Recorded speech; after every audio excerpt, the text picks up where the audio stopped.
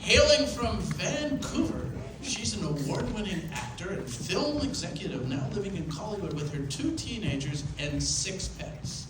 Storytelling has been the basis of her creative journey, and she is honored to share her story, Crossroads, with you tonight. Here is Nadia Hovind.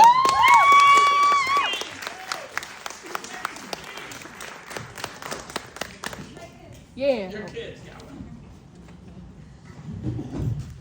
I just want to take a second to note that I'm dedicating this tonight to my dad, who is fighting a losing battle.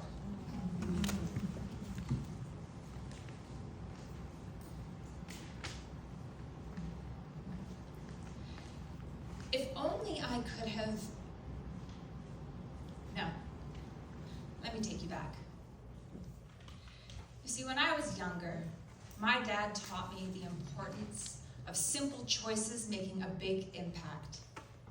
Now, at the time, he was talking about the words in my essays, and he used to stay up all night with me working on them, improving them, refining them, massaging the structure.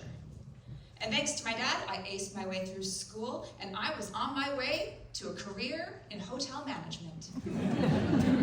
Now, did I love the hospitality industry? Not really, but it was my family business, and so it made sense.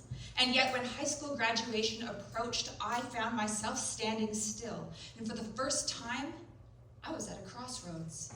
On the left, the safety and security of my family's hotel business, and on the right, the unknown.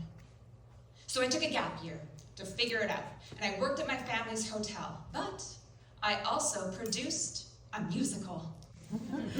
Annie, if you were curious, and I played Grace Farrell. You see, because musical theater had been my passion since I was 10 years old. The acting, the singing, the dancing, using my words to move an audience, it was everything that brought me happiness.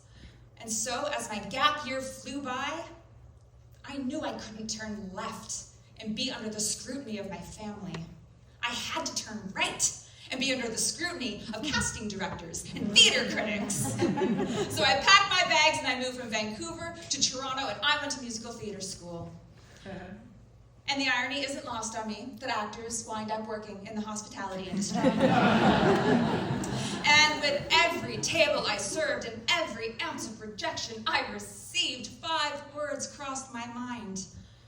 What if I turned left?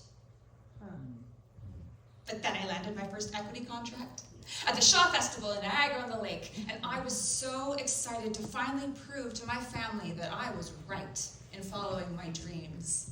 And at the end of my first season, I met my future husband. My future ex-husband. And during my second season, I started to feel stuck in this small town, and yet again I faced another crossroads, the safety and security of a contract and a steady paycheck and doing what I love but feeling slightly unfulfilled, or the unknown, where I could spread my wings. I chose to go right, and my future ex-husband and I eloped to Vegas, and I convinced him to invest the money that we received for our wedding gifts into a musical. So we went back to Vancouver, and I produced an award-winning musical. It was an artistic success, and it was a financial flop.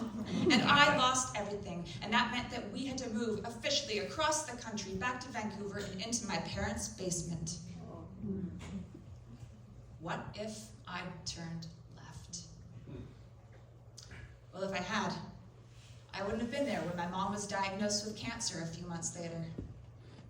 I wouldn't have been there for her chemo treatments, and for the 2 weeks she actually had left on this planet when the doctor said she had 3 months. If I had turned left, I wouldn't have been able to say goodbye. Crossroads. It's those defining moments where you're forced to make an impossible decision, that you can't foresee the future because life can only be lived forward and understood backwards. And since then, I've transferred from musical theater into making Hallmark movies. Not much of a stretch. A cheesy romance, a happy ending, and a poignant theme that the lesson that the protagonist has to learn.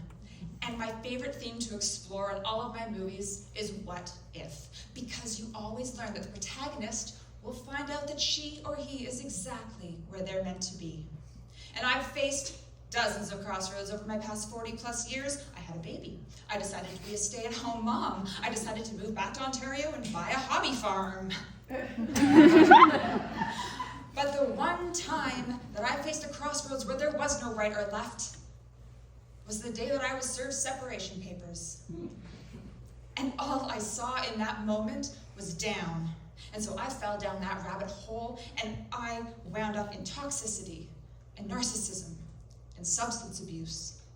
But as we all know, when you hit rock bottom, the only way to go is up. And I channeled my inner Dorothy, and I followed that yellow brick road all the way back to myself. And I wondered, what the hell was that, and why did I have to go through it? But as they say, it's not about the destination, it's about the journey. And over that journey, I met my chosen child. Now, we use that term because stepdaughter implies that there's a man involved, and there isn't. And so now it's just me, my biological daughter, and my chosen daughter. Our 3 dogs, our 3 cats, a hell of a lot of K-pop and karaoke. And had I not gone down that toxic path, I would not have the family that I have today. And so when my dad said that simple choices can make a big impact, he didn't know that that was going to shape my outlook on life. And though I understand and take responsibility for the choices that I have made, the good, the bad, the exciting, the dangerous, I know that life itself has worked like my dad to edit it, to tweak it, to refine it, to massage the structure. And in doing so, I have also learned to let go of the what if, and if only I could have. And instead, I embrace an empowering theme in my life, and that is called What's Next. Thank you.